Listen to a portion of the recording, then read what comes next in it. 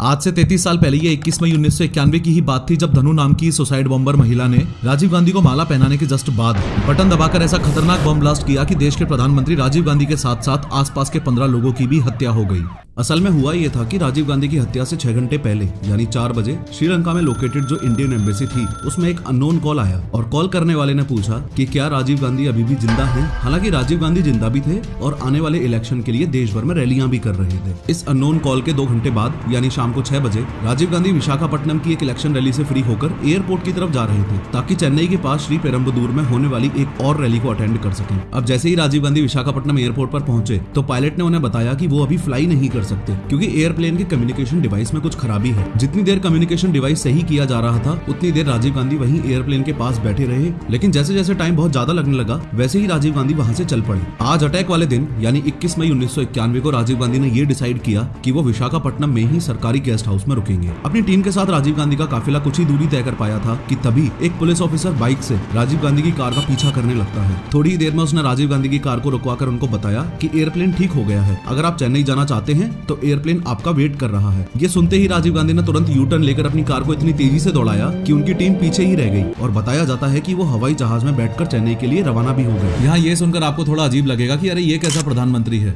जो खुद ही गाड़ी भगा रहा है और वो भी इतनी तेज। तो जिन लोगों को नहीं पता उनको बता दूं कि राजीव गांधी ड्राइविंग और फ्लाइंग को लेकर काफी पैशनेट थे। सोर्सेस हैं कि वो अपनी गाड़ी खुद ही चलाते थे और इतनी ज्यादा स्पीड से भगाते थे कि कई बार उनकी सिक्योरिटी टीम तक पीछे रह जाती थी। कहीं जाते थे तो एयरप्लेन भी खुद ही उड़ा लिया करते थे। असल में राजीव गांधी एक ट्रेंड पायलट थे जिन्होंने साल 1970 में इंडियन एयरलाइंस में 5,000 रुपए पर मंथ सैलरी पर जॉब भी की थी और वो मोस्टली दिल्ली जयपुर रूट पर फ्लाई किया करते थे। खैर शाम 8:20 पर राजीव गांधी चेन्नई एयरपोर्ट पर लैंड कर जाते हैं और कांग्रेस वर्कर्स वहां पर उनका बढ़िया वेलकम करते हैं। इन सभी वर्कर्स में से बस एक इस लेडी को याद रखना, इनका नाम मरागतम चंद्रशेखर था। ये कांग्रेस पार्टी से थी, ये फॉर्मर मेंबर ऑफ पार्लियामेंट थी और इस रैली में राजीव गांधी को इन्होंने ही होस्ट किया था। इसके बाद एम्बेसडर कार से राजीव गांधी मरागतम के साथ उनकी कॉन्स्टिट्यूएंसी श्री पेरम्बदूर में एक इलेक्शन रैली को एड्रेस करने के लिए निकल जाते हैं। अभी चेन्नई एयरपोर्ट से राजीव गांधी का काफिला निकला है जो कि यहाँ से लगभग 33 किलोमीटर दूर श्री पेरम्बदूर के इस ग्राउंड तक आना है। हाँ, वो ही इलेक्शन रैली ग्राउंड जिसमें राजीव गांधी की एक सुसाइड बॉम्बर के द्वारा हत्या होने वाली है। राजीव गांधी के इस ग्राउंड में पहुंचने से पहले चलो हम इस ग्राउंड के लेआउट को समझने के साथ ही ये भी देख लेते हैं कि राजीव गांधी कहां से होकर जाने वाले थे और क्या क्या करने वाले थे। ये वो पूरा ग्राउंड है जहाँ इलेक्शन रैली ऑर्गेनाइज्ड की गई है। इस ग्राउंड में यहाँ पर वो स्टेज है जहाँ से खड़े होकर राजीव गांधी लोगों को संबोधित करेंगे। स्टेज तक चलकर आने के लिए बीच में ये रेड कारपेट एरिया है। स्टेज के पास ही रेड कारपेट एरिया के इस तरफ ये लेडीज सेक्शन है और स्टेज से कुछ दूरी पर रेड कारपेट एरिया के अपोजिट डायरेक्शन में यहाँ पर ये वो सेक्शन है जहाँ राजीव गांधी के स्वागत के लिए लोग खड़े होने वाले हैं। इस स्टेज के बिल्कुल सामने 100 मीटर की दूरी पर ये राजीव गांधी की माँ यानी इंदिरा गांधी की ये बड़ी कार्डबोर्ड वाली मूर्ति है। ओवरऑल इस प्रोग्राम की प्लानिंग कुछ इस तरीके से की गई है कि जब राजीव गांधी यहाँ पहुंचेंगे तब सबसे पहले वो इंदिरा गांधी की मूर्ति को माला पहनाएंगे। उसके बाद इस बेम्बूज की बैरिकेडिंग के बीच मौजूद इस रेड कारपेट एरिया में उनका वेलकम किया जाएगा। आफ्टर दिस वो सीधा मंच पर जाकर भीड़ को एड्रेस करेंगे। याद है मैंने आपको एक लेडी मरागतम के बारे में बताया था जो राजीव गांधी को इस रैली में होस्ट कर रही हैं और उनके साथ उन्हीं की गाड़ी में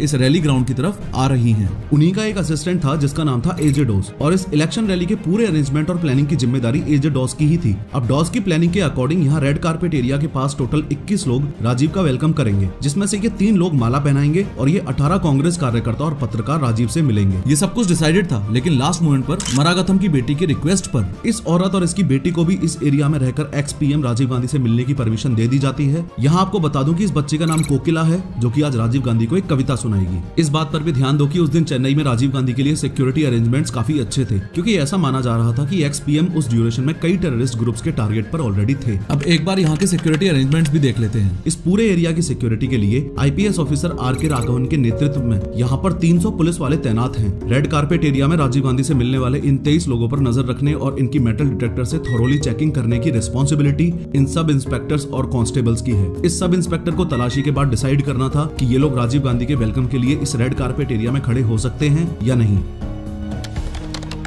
अभी रात के 9:30 बज रहे हैं। राजीव गांधी को देखने के लिए यहाँ भारी भीड़ जमा हो चुकी है और सभी उनका बेसब्री से इंतजार कर रहे हैं। लेकिन दिक्कत वाली बात यह है कि आज इस भीड़ में 5 लोग ऐसे भी हैं जो नहीं होने चाहिए थे।